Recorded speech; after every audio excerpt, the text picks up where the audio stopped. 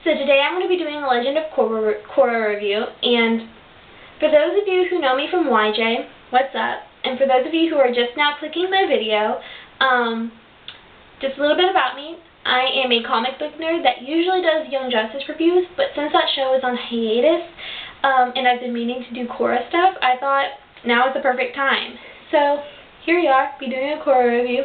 This episode was called Turning the Tides, and before I start talking about the episode itself, I just want to say, because the fandom the way it is, you know, all rah, rah, rah, rah, I'm a multi-shipper. I ship everything with everyone and everybody.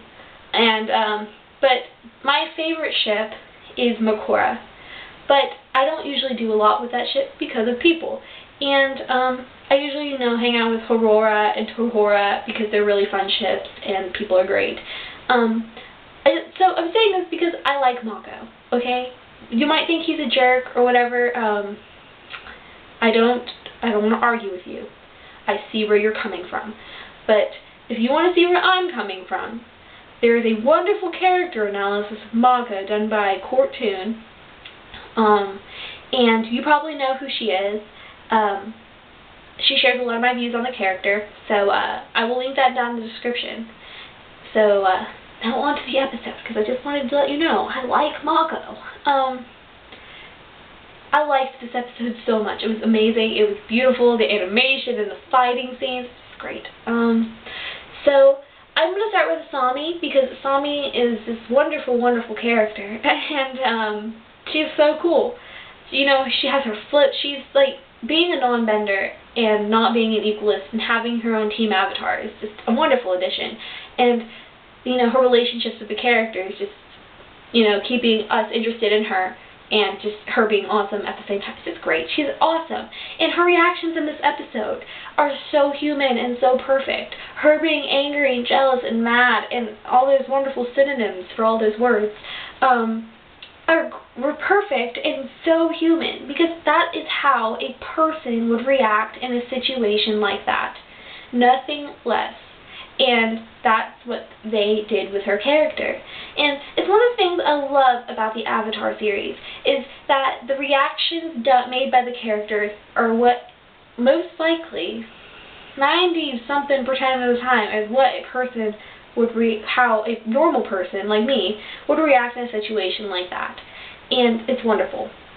So Bolin wasn't really in this episode. He had like 2 lines, but it doesn't say. He's my precious balls, preciousness and sunshine, and I love him. From the deepest pits and bottom of my heart, I love him. And yeah, I think when Mako destroyed the parking tickets, that was one of my favorite parts of the episode. It was really funny when we were talking about Korra parking in the car, but it was great. I love Bolin. I love all the characters, okay, but Amon, okay, and I have this whole thing on Amon. I love Amon. He is a wonderful villain. I love villains. They're normally, most of the time, my favorite character on a show, and he's such a great villain, and the way that they are portraying his sheer strength is like heart-wrenching and keeping you interested, and at the same time they're taking the most powerful benders and people that you care about and like, and they're making them defenseless against this man.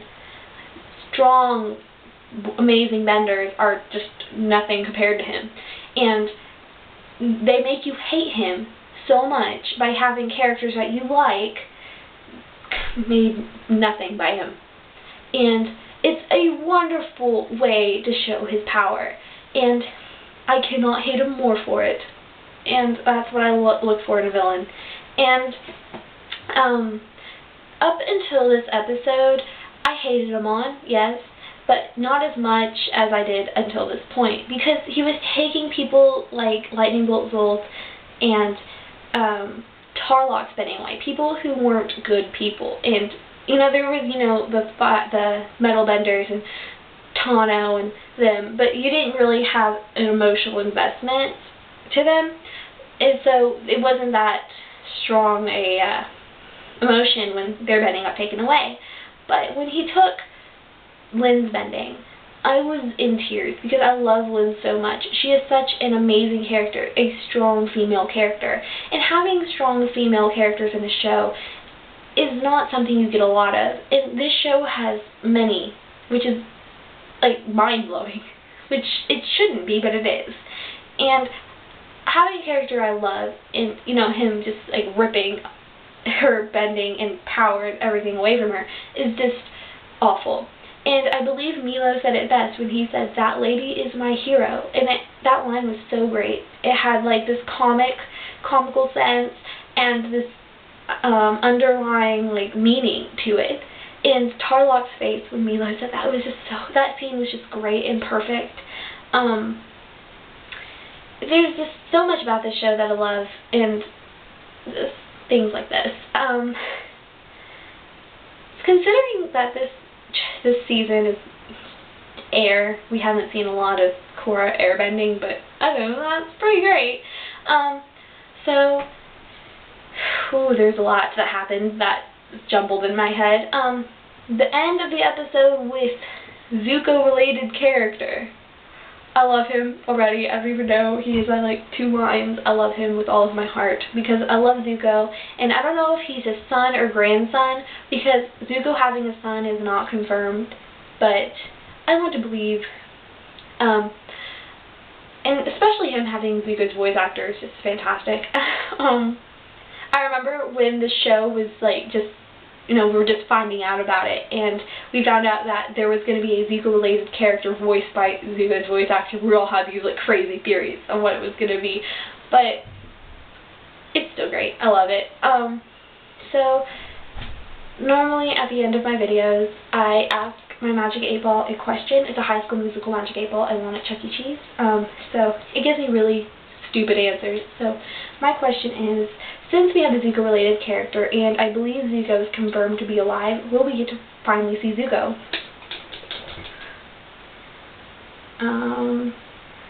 My sources say no. Gave me a straight answer at least, but I refuse to believe it. So, what did you think of this episode, and what do you think is going to happen in the season finale? Post your comments down below. Personally, I have this really bad feeling that Mako is going to have his bending taken away, and Korra's going to go into all Avatar state, which is going to be awesome. But those are my 2 predictions for next week's episode. And also, I put links to my personal Tumblr, and I also run a Korra fan blog called Korra Headcanons, which I will post down in the description below. So like this video, subscribe above, possibly in the corners. Love you guys, bye!